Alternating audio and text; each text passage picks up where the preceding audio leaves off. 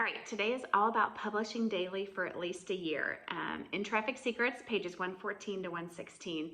And this is something, I've been following Russell for a year, and it's something that I hear him say a lot, and I'm getting warmer on it, but I do not publish every day. I publish way more than I used to, but still not to the point where I publish every day or have a specific publishing schedule. Something that I'm working on. I understand the value of it because I did do a Facebook Live challenge a few years ago, and it was when I was still terrified of doing Facebook Lives. But doing the challenge, putting myself out there every day, really helped me to get over my fear and just understand the consistency and help me to find my voice. Now I'm doing more of the same thing on YouTube, but I don't make a video every single day.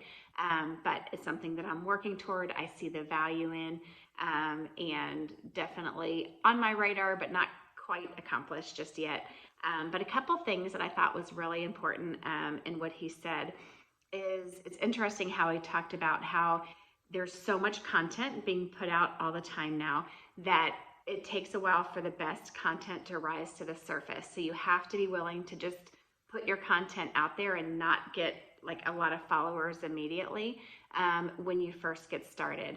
So I like how he compared it to, episodes of Netflix or, different seasons like that take a while to gain traction.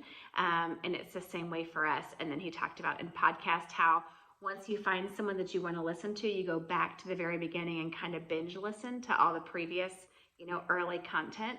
And I have done that with Russell Brunson and Steve Larson and Julie Stowen, another ClickFunnels person. So I have done that. So I can see how encouraging it will be for people as I continue to publish, that they will look back at my earlier stuff and be encouraged because I know that I will continue to get better as I go.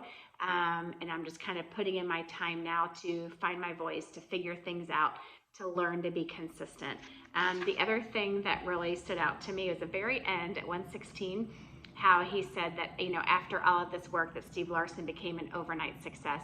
And I think so often we see that. We just see the tip of the iceberg and don't really realize all that people have put in. We just see when they become a success and not all that they did to get to that point.